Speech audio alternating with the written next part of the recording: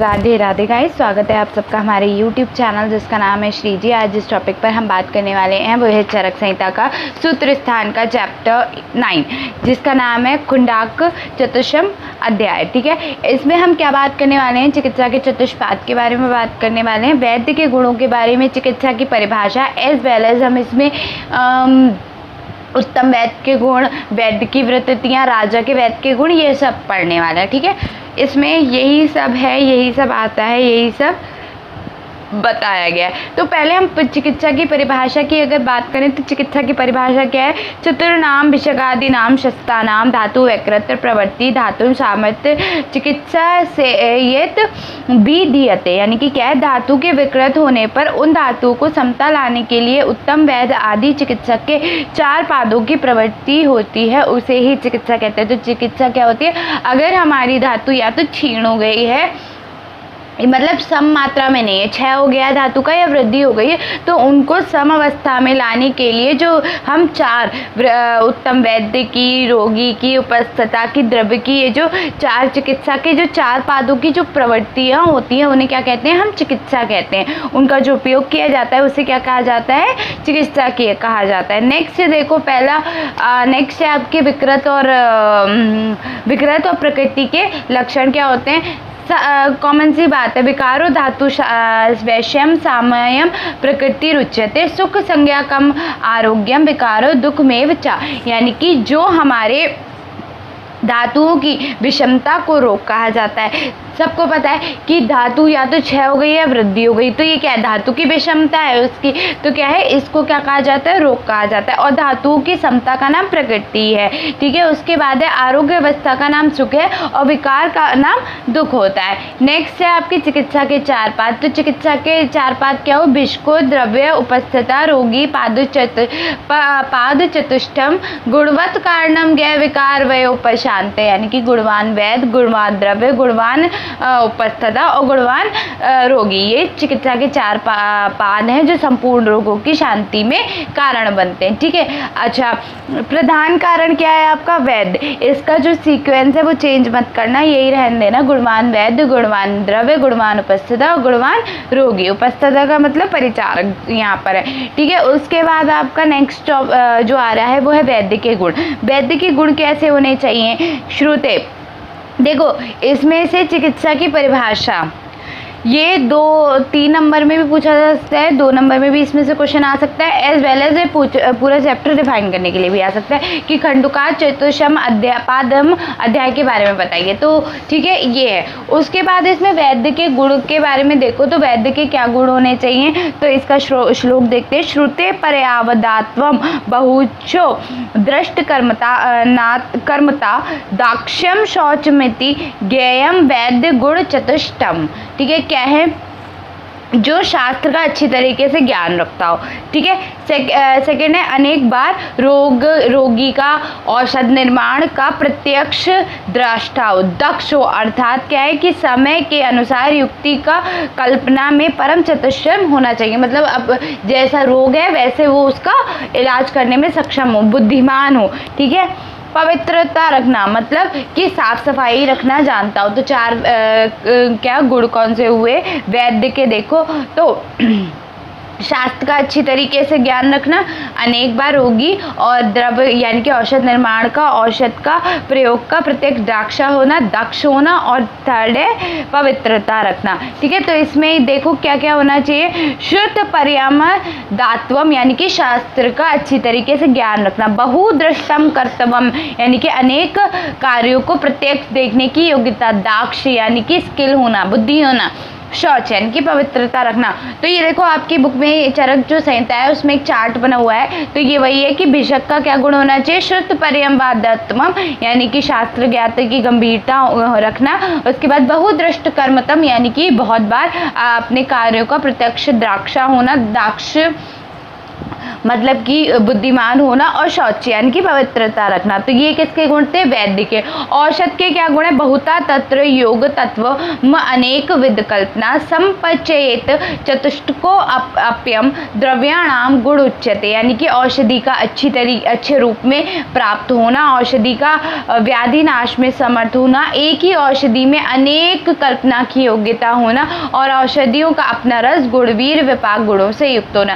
पहला क्या है? औषधियों का अधिक रूप में प्राप्त होना, मतलब ऐसा नहीं है जो हम औषध दे रहे हैं वो एक लिमिटेड क्वांटिटी में हो, बल्कि बहुत अच्छी क्वांटिटी में पेशेंट को मिलनी चाहिए। मीन्स टू से जैसे कुछ प्लांट्स है, कुछ प्लांट्स की स्पीशीज़ कैसी हो रही हैं? लुप्त हो रही हैं। जैसे टाइगर, एग्जाम्पल हम टाइगर से ले रहे हैं, टाइगर ख़त्म हो रहे हैं, आने वाली पीढ़ी में हम टाइगर हो सकता है हमें नहीं देखने के लिए मिले। तो ये क्या है कि और यहाँ पे औषध का हम ऐसे ही कोरिलेट कर सकते हैं कि औषधियों का अधिक रूप में प्राप्त होना, मतलब एक स्पेसिफिक अमाउंट में प्राप्त होना, एक अच्छे अमाउंट में प्राप्त होना, ठीक है। औषधियों का व्याधि नाश में समर्थ होना, मतलब जो व्याधि हो रही है किसी को उसमें वो औषध समर्थ हो, ठीक है, कि ऐसा ना हो कि उसका जो असर है वो कम हो या ज़्यादा हो, वो अपने आप में ही समर्थ हो। नेक्स्ट देखो क्या है कि एक ही औषधि का में अनेक क्या हो? एक ही औषध में अनेक विध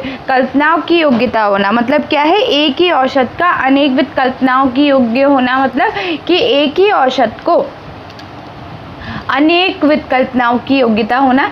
कई कल्पनाएं बन सकती हो, जैसे स्वरस, कल्क, क्वाथ, फांट, हिम, ये सब बन सके, उसका वटी भी बन सके, अवले, ठीक है। बहुत सारी योग्यता होने का मतलब है योनियों में जाना, ठीक है।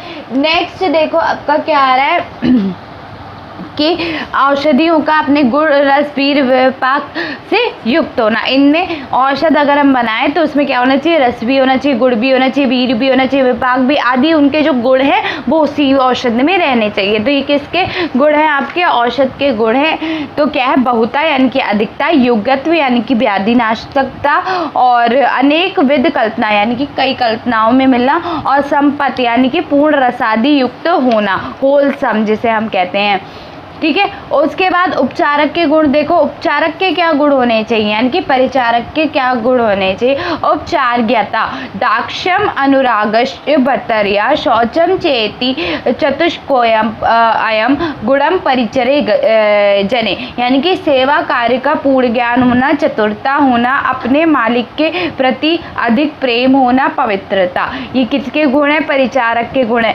देखो सेवा कार्य का पूर्ण ज्ञान होना, मतलब ऐसा ना हो कि उसे हमारी नब्ज ही नहीं पता है कि भाई क्या है। तो क्या है? सेवा कार्य का पूर्ण ज्ञान होना, जो पूरी तरीके से ज्ञान रखता हो सेवा कार्यों का। उसके बाद क्या? चतुरता, मतलब कि बुद्धिमान, चतुर होना, अपने मालिक के प्रति अधिक प्रेम होना, अपने मालिक के प्रति अधिक प्रेम होना। उसके बाद पवित्रता, इन चारों गुणों का परिचारक में क्या होना चाहिए? होना उत्तम माना जाता है। तो सेवा कार्य का पूर्ण ज्ञान होना, चतुरता, अपने मालिक के प्रति अधिक प्रेम होना, पवित्रता, ये चारों गुणों का परिचारक में होना उत्तम माना जाता है। तो क्या है? उपचार्यता यानी कि सेवा विधि का ज्ञान, ठीक है। दाक्ष यानी कि दक्षता, व्रत अनुराग यानी कि रोगी में अनुरागिता यानी कि प्रेम, और शौच यानी कि सफाई होना, ठीक है। उसके बाद रोगी के गुण देखो, तो स्मृति निर्देश कार्यत्वम अभिरुतव अथापि च ज्ञापकत्वम च रोगाणाम अतुरस्य गुणः स्मृता, यानी कि स्मरण शक्ति अच्छी होना, वैद्य की आज्ञाओं के पालन की प्रवृत्ति, निर्भयता होना, और रोगी तथा उपद्रव को अच्छी तरह प्रकार से बता देना।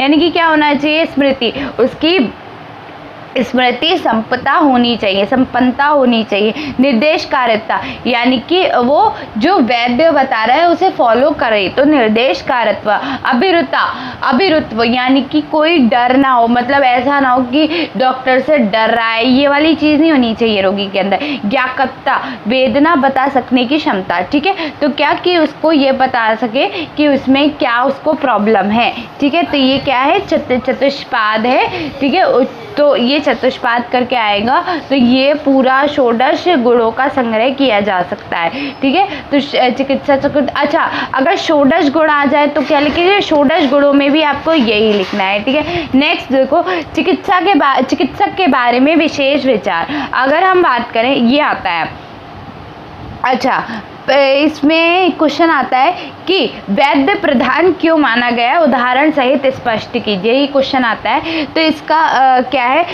पहले तो आप 16 गुण बताएंगे भिषक के, उपचारक के और भिषक के, रोगी के, द्रव्य के और आपका नेक्स्ट है रोगी के, ठीक है, उपचारक के। इन चारों के देखो, भिषक के बताने, द्रव्य, उपस्थता और रोगी, यानी कि परिचारक और रोगी, इनके कितने 16 गुण बताने हैं। तो 4 सबके हो गए तो 16 गुण हो गए, ठीक है। उसके बाद नेक्स्ट देखो क्या बताना है, जो चिकित्सक के बारे में विशेष विचार है कि चिकित्सक की प्रधानता क्या है। तो 16 गुणों से युक्त ये चिकित्सक के 4-5 चिकित्सा की सिद्धि में कारण होते हैं। यही जो 16 गुण हैं ये क्या है, चिकित्सा के 4-5 चिकित्सा की सिद्धि में कारण होते हैं। इन चारों में औषधि का जानना, परिचारक पर शासन करना, एज वेल एज रोगी में रोग अनुसार औषधि योगों का योग करने वाला केवल वैद्य होता है। इसीलिए वैद्य प्रधान माना गया है। क्या है कि हम 16 गुणों से युक्त जो हमारे ये 4 पाद हैं उनमें चिकित्सा की सिद्धि में कारण होता है, ठीक है। चिकित्सा की सिद्धि में कारण क्या है, यही 16 गुण चिकित्सा की सिद्धि में कारण है।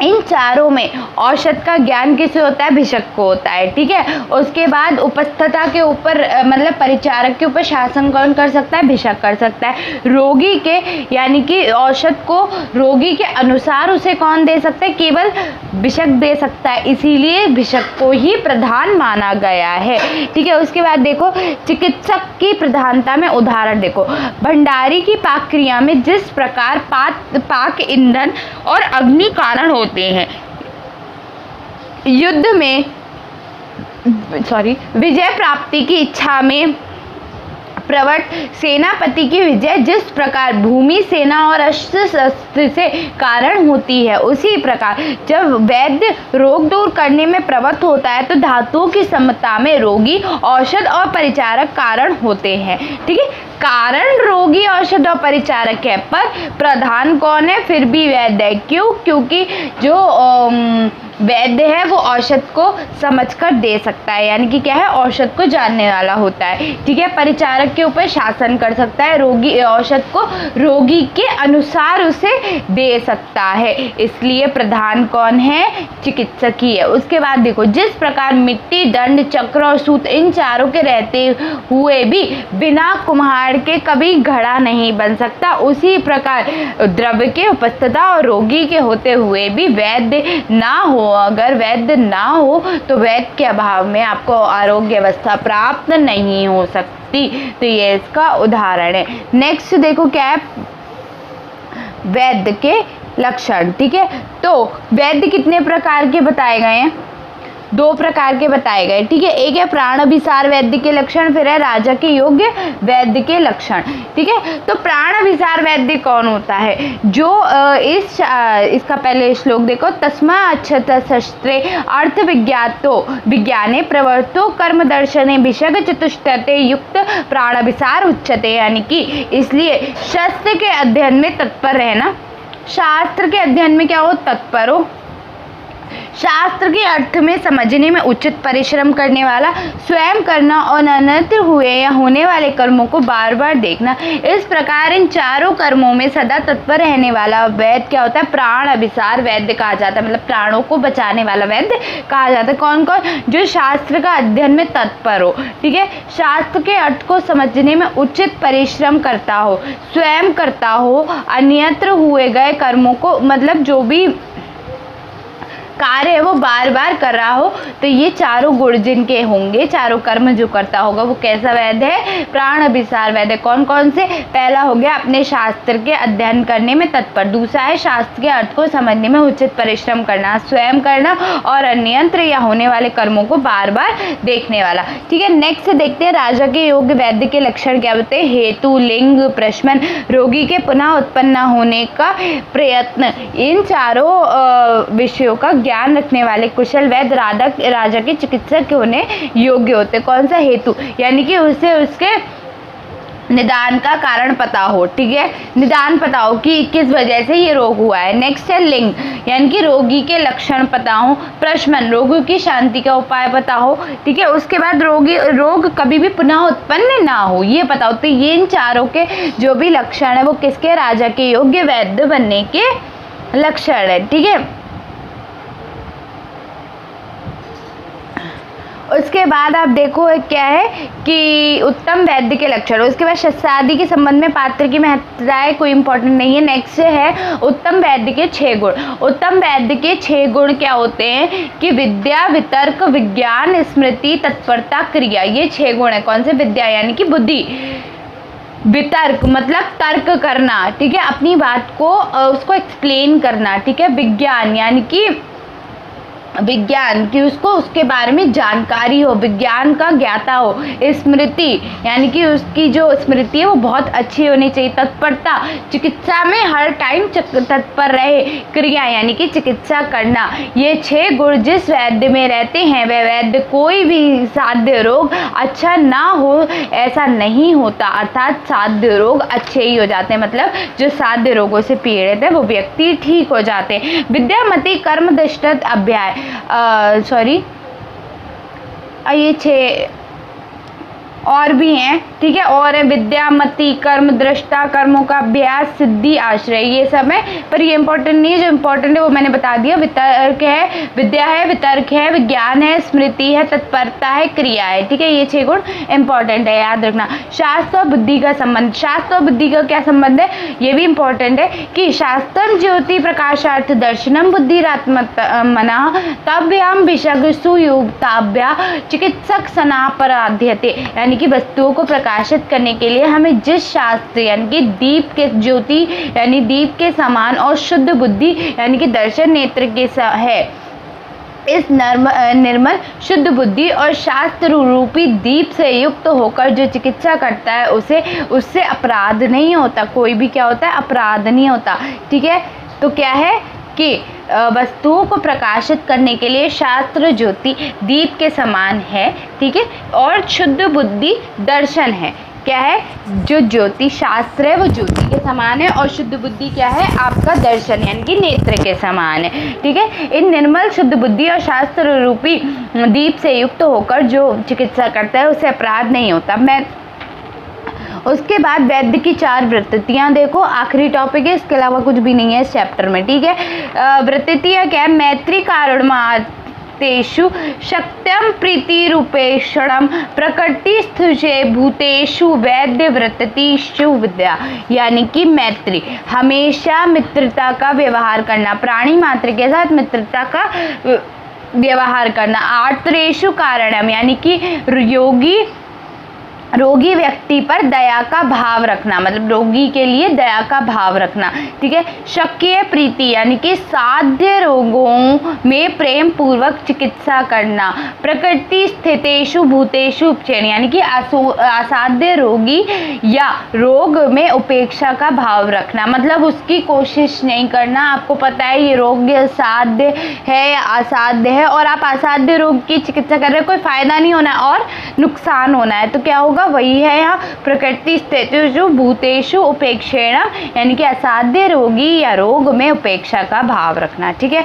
तो मतलब उपेक्षा फिर भी उम्मीद रख सकते हैं, हो सकता है कृच्छ साध्य हो गई हो लेकिन फिर भी उपेक्षा का भाव रखना। तो यहाँ क्या है, यहाँ पे आपका ये चैप्टर 9 जो है वो कंप्लीट होता है। नेक्स्ट वीडियो में मिलेंगे आपके साथ चैप्टर 10 के साथ। Thank you.